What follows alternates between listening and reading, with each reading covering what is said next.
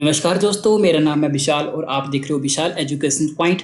अगर आप भी एसबीआई बैंक की रिक्वायरमेंट की और आप नोटिफिकेशन की आप इंतज़ार कर रहे हो तो हम आपको डिटेल में बताना चाहेंगे। अगर आप भी एसबीआई रिक्वायरमेंट 2026 की वैकेंसी का इंतज़ार कर रहे हो तो जिसका नोटिफिकेशन जो रिलीज़ होगा हम आपको बता दें। ये जो है नोटिफिकेशन एसबीआई पीओ का बात करें तो 10 से 15 जून के बीच में आपका नोटिफिकेशन रिलीज हो जाएगा। और एसबीआई क्लर्क की बात करें तो जुलाई मंथ में आपका नोटिफिकेशन देखने को मिल जाएगा। अगर हम इसमें एग्ज़ाम की बात करें तो सबसे पहले प्रीलिम्स का एग्ज़ाम होगा जो कि एसबीआई पीओ का 1 से 2 अगस्त तक हो जाएगा। अगर हम एसबीआई क्लर्क की बात करें तो सितंबर से दिसंबर मंथ के बीच में आपका एसबीआई क्लर्क का एग्ज़ाम प्रीलिम्स हो जाएगा। अगर हम मेंस की बात करें तो मेंस की बात करें तो एसबीआई पीओ का 10 से 12 सितंबर 2026 में आपका एग्ज़ाम कंडक्ट हो जाएगा। अगर हम एसबीआई क्लर्क की बात करें तो नवंबर मंथ में आपका एग्ज़ाम कंडक्ट हो जाएगा। अगर हम एक्सपेक्टेड वैकेंसी की बात करें तो हर साल के देखते हुए हमने एक अनुमानित डाटा लाए हैं। एसबीआई पीओ की जो वैकेंसी है वो लगभग 900 से 1000 के बीच में आपकी पोस्ट रहेगी। अगर हम एसबीआई क्लर्क की बात करें तो इसमें 10,000 से 12,000 के बीच में आपकी पोस्ट आ सकती है एसबीआई क्लर्क की। ठीक है, अगर हम इनकी ऑफिशियल वेबसाइट के बारे में बात करें तो sbi.co.in ये इनकी एसबीआई वालों की ऑफिशियल वेबसाइट है। ठीक है, अगर हम इसके आगे बात करें तो इसमें फीस की बात करें तो एसबीआई एप्लीकेशन में जो फीस लगती है कैटेगरी वाइज डिसाइड होती है। अगर जनरल कैटेगरी से आप बिलोंग करते हो तो एसबीआई पीओ की जो फीस है 750 रुपया रखी गई है। अगर एसबीआई क्लर्क की बात करें तो उसमें 750 रुपया एसबीआई क्लर्क में भी आपकी सेम फीस रहेगी। अगर हम ईडब्ल्यूएस की बात करें तो उसमें भी आपकी 750 रुपया फीस रहेगी और एसबीआई क्लर्क में भी आपकी 750 रुपया फीस रहेगी। अगर हम ओबीसी की बात करें नॉन क्रिमिनल लेयर की तो इसमें एसबीआई पीओ की 750 रुपये फीस रहेगी और एसबीआई क्लर्क में भी आपकी 750 रुपये फीस रहेगी। अगर आप SC, ST and PWBD and ex serviceman से आप बिलोंग करते हो कैटेगरी से तो आपकी कोई भी इसमें फीस नहीं लगेगी। ठीक है दोस्तों, अगर हम आगे की ओर बात करें तो इसमें जो है पिछले डाटा के अनुसार अगर हम देखें तो ध्यान से देखिए, लास्ट 5 ईयर का डाटा है। 2021 में जो आपकी वैकेंसी आई थी एसबीआई पीओ की वो 5 अक्टूबर 2021 को आई थी। अगर 2022 में बात करें तो 22 सितंबर 2022 को निकाली गई थी। अगर 23 में बात करें तो 7 सितंबर 2023 को निकाली गई थी और 24 की बात करें तो 27 दिसंबर 2024 को पीओ की वैकेंसी थी। अगर 25 की बात करें तो 24 जून को 2025 को वैकेंसी निकाली गई थी। वहीं पे अगर हम पीओ की वैकेंसी की बात करें तो आप अनुमानित देख सकते हो पिछले 5 साल का डाटा 2000 वैकेंसी पीओ में रही है एक 2021 में और 1600 वैकेंसी जो है वो पीओ में 2022 में रही है। अगर 2023 में बात करें तो टोटल 2000 पोस्ट रही है पीओ में। अगर हम 2024 की बात करें तो टोटल ही पोस्ट 600 रही है एसबीआई पीओ में। अगर हम 2025 की बात करें तो 541 टोटल पोस्ट रही है। तो इसी के डाटा के अनुसार हम अनुमानित आपको पीछे आपको बता दिया कि कितनी वैकेंसी आएगी। अगर हम एसबीआई क्लर्क की बात करें तो 2021 में 27 अप्रैल को जो है इसकी वैकेंसी आई थी 2021 में। अगर 7 सितंबर 2022 में इसकी वैकेंसी आई थी और 17 नवंबर 2023 में आई थी, 17 दिसंबर 2024 में, फिर 6 अगस्त 2025 में आई थी। अगर हम इसमें अनुमानित वैकेंसियों की बात करें एसबीआई क्लर्क में पिछले 5 साल का डाटा तो 5000, 5000, 8000, 14,000 2024 में सबसे ज़्यादा वैकेंसी 2024 में आई थी 14,191 और 5,000। और इसी डाटा के अनुसार हम डिसाइड कर रहे हैं कि 10 से 12,000 वैकेंसी आने की उम्मीद है एसबीआई क्लर्क में। ठीक है दोस्तों, अगर हम आगे की बात करें तो यहाँ पे देख सकते हो, अगर हम इसकी सैलरी की बात करें सबसे बड़ा मोटिवेशन होता है कि सैलरी कितनी रहती है। ठीक है, अगर हम बेसिक पे बात करें ये एसबीआई पीओ की वैकेंसी है, यानी कि एसबीआई पीओ की जो सैलरी है वो हम आपको बता रहे हैं। इसकी बेसिक पे जो है 56,480 रुपये है और इसमें 48,480 रुपये प्लस एडवांस इंक्रीमेंट और बाकी जो आप अलाउंसेस देख सकते हो, special allowances, house rent allowances, DA है, फिर यानी कि डेयरनेस अलाउंसेस है, लोकेशन अलाउंसेस है, लर्निंग अलाउंसेस है। तो आप देख सकते हो कुल मिला के आपके इन हैंड में मैक्सिमम आपके पास जो है सैलरी 80,000 के समथिंग आपकी जो सैलरी है इन हैंड मिलती है। कहाँ पे? एसबीआई पीओ पे। ठीक है, अगर हम क्लर्क की बात करें तो मैक्सिमम आप मान सकते हो 50 से 56,000 के बीच में आपकी ग्रोस सैलरी इन हैंड मिलेगी। ठीक है दोस्तों, तो सबसे बड़ा सैलरी का मोटिवेशन होता है कि सैलरी कितने मिलेगी। सबसे अगर हम बात करें आगे इसकी एज लिमिट की, तो एज लिमिट ध्यान से देख लीजिएगा। एसबीआई पीओ में एज लिमिट जो है मिनिमम आपकी 21 साल होनी चाहिए और मैक्सिमम आपकी 30 साल होनी चाहिए। ठीक है, अगर आप एसबीआई क्लर्क के लिए अप्लाई करते हैं तो मिनिमम आपकी 20 साल एज होनी चाहिए और मैक्सिमम आपकी 28 साल एज होनी चाहिए। इसमें आप ओबीसी अगर जनरल कैटेगरी से आते हो तो 3 साल का आपको रिलैक्सेशन भी मिलेगा। अगर आप एससी एसटी कैटेगरी से बिलोंग करते हो तो आपको 5 साल का रिलैक्सेशन मिलेगा। ठीक है दोस्तों, अगर हम आगे बात करें तो इसमें जो क्वालिफिकेशन है, इसमें क्वालिफिकेशन आपकी आप ग्रेजुएशन पास होने चाहिए। मिनिमम क्वालिफिकेशन आपकी ग्रेजुएशन होनी चाहिए, चाहे आप एसबीआई के लिए एसबीआई पीओ के लिए अप्लाई करिए, चाहे आप एसबीआई क्लर्क के लिए अप्लाई करें, तो आप मिनिमम आपकी क्वालिफिकेशन जो ग्रेजुएशन होनी ही चाहिए, तब आप इसके लिए एलिजिबल हो। ठीक है दोस्तों, अगर हम कई स्टूडेंट्स का डाउट रहता है कि अगर हम फाइनल ईयर में हैं तो हम इसके लिए एलिजिबल है। अगर आप इसमें फाइनल ईयर में कॉलेज में अगर पढ़ रहे हो, अगर आपका फाइनल ईयर है और मान लीजिए जैसे आप इसके लिए एलिजिबल आप लास्ट फाइनल ईयर में, तब आप इसके लिए अप्लाई कर सकते हैं। लेकिन मान लीजिए आपका जो रिजल्ट है वो अगर इसमें जो प्रीलिम्स की जो कट ऑफ आती है, अगर उससे पहले आपका रिजल्ट डिक्लेयर हो जाता है, तब आप इसके लिए पूरी तरह से एलिजिबल है। अगर प्रीलिम्स की जो आपकी जो मेरिट लिस्ट आएगी और उसके बाद आपका जो है रिजल्ट आता है कॉलेज का, तो आप इसके लिए एलिजिबल नहीं होंगे। ठीक है दोस्तों, तो ये आपको बात ध्यान रखनी है।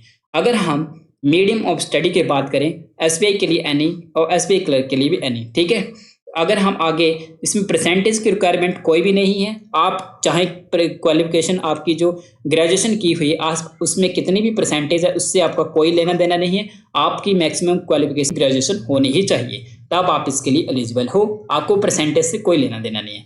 अगर हम इसके सिलेक्शन की सिलेक्शन प्रोसेस की बात करें, तो जो एसबीआई पीओ की वैकेंसी की बात करें तो उसमें आपका सबसे पहले फेज 1 में आपका प्रीलिम्स होगा, फेज 2 में आपका मेंस प्लस डिस्क्रिप्टिव होगा, उसके बाद आपका इंटरव्यू एंड जीडी होगा, उसके बाद आपका फाइनल सिलेक्शन होगा। अगर हम वहीं पे क्लर्क की बात करें तो उसमें फेज 1 में आपका प्रीलिम्स होगा और फेज 2 में आपका मेंस होगा और उसके बाद आपका लोकल लैंग्वेज टेस्ट होगा। यानी कि लोकल लैंग्वेज टेस्ट का मतलब, अगर आप मान लीजिए अगर आप एमपी से हैं या एचपी से है, अगर आप वहाँ से आप अप्लाई करना चाहते हैं, अगर मान लीजिए आप एचपी से बिलोंग करते हैं और अगर आपने आंध्र प्रदेश में आपने बिलोंग कर दिया, आपने आंध्र प्रदेश में अपने फॉर्म फिलअप कर दिया, तो आपको वहाँ की लोकल लैंग्वेज जैसे वहाँ पे उर्दू या चलती है शायद, तो उसके ऊपर आपको पकड़ होनी चाहिए, तो आपको वो लिखना भी आनी चाहिए और पढ़ना भी आनी चाहिए।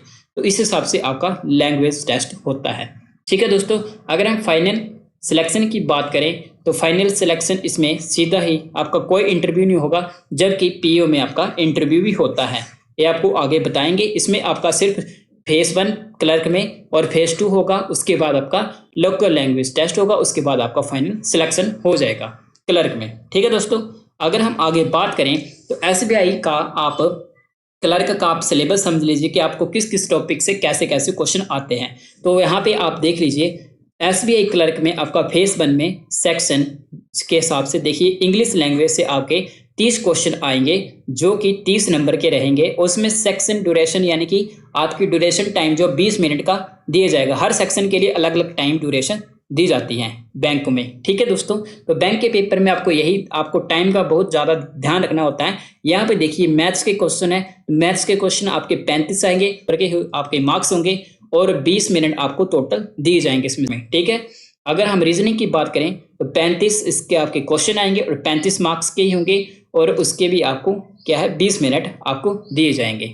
ठीक है दोस्तों, और इसमें आपकी 0.25 की नेगेटिव मार्किंग भी होगी, आपको ये बात ध्यान रखनी है। ठीक है दोस्तों, आगे अगर हम बात करें, आपका एसबीआई क्लर्क फेज 2 आप आ जाएगा। अगर आप फेज 1 क्लियर कर लेते हो तो फेज 2 में आप पहुंच जाओगे एसबीआई क्लर्क के लिए सिलेबस। ठीक है, इंग्लिश लैंग्वेज में इसके आपके 40 क्वेश्चन आएंगे और 40 मार्क्स के आपको 35 मिनट दिए जाएंगे। अगर हम मैथ्स की बात करें तो आपके 50 क्वेश्चन आएंगे 50 मार्क्स के और 45 मिनट दिए जाएंगे। अगर हम रीजनिंग की बात करें तो इसमें आपका कंप्यूटर एबिलिटी भी ऐड हो जाता है, जिसमें आपके 50 क्वेश्चन आते हैं, 60 मार्क्स के होते हैं और 45 मिनट दिए जाते हैं। आगे अगर हम बात करें जनरल इकोनॉमिक, बैंकिंग अवेयरनेस, यानी कि बैंक से रिलेटेड आपसे अवेयरनेस के क्वेश्चन पूछे जाएंगे।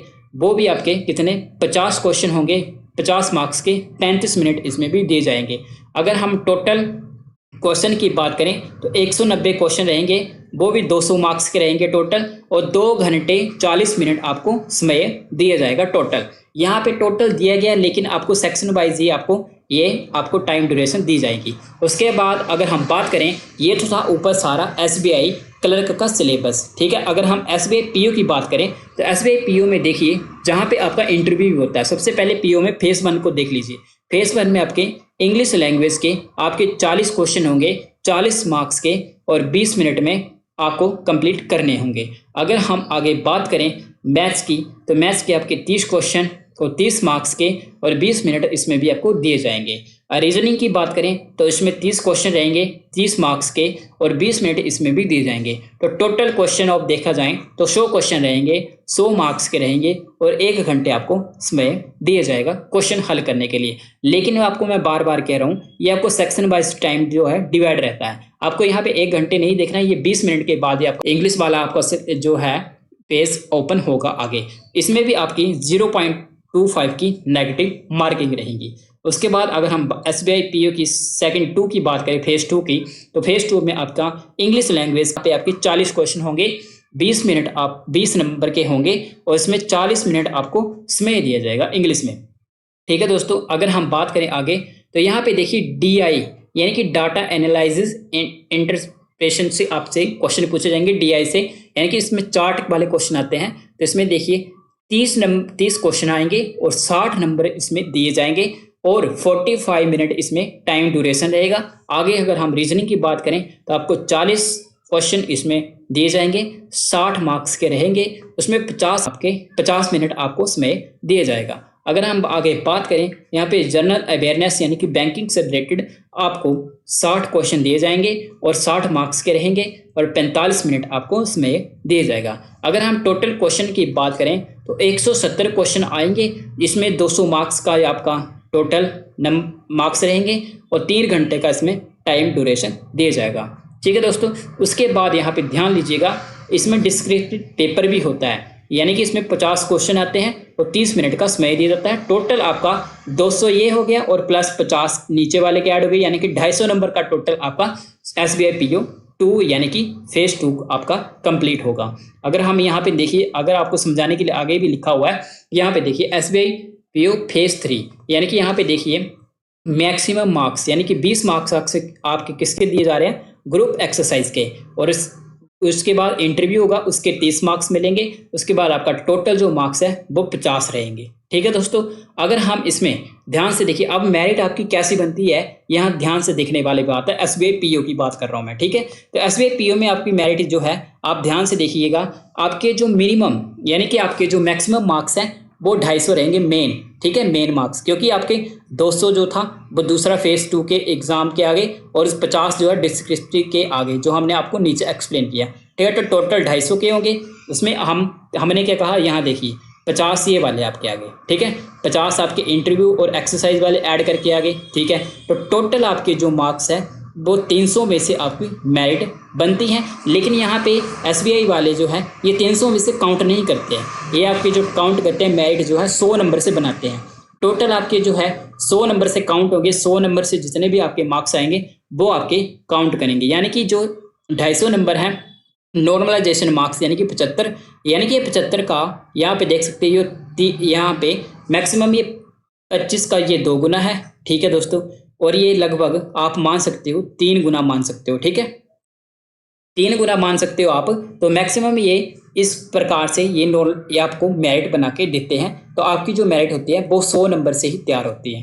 कहाँ से? 100 नंबर से, यानी कि 100 नंबर के नीचे, यानी कि मान लीजिए आपने 78 या जनरल ओबीसी कैटेगरी से हो तो मान लीजिए 80, 70, 80 के बीच में अगर लेके आ गए तो आप इसके लिए आप पूरी तरह से क्वालिफाई आराम से कर सकते हो, ठीक है दोस्तों। तो ये आपका पूरा सिलेक्शन का प्रोसेस रहता है। तो उम्मीद करते हैं दोस्तों आपको सब कुछ संपूर्ण जानकारी मिल गई है।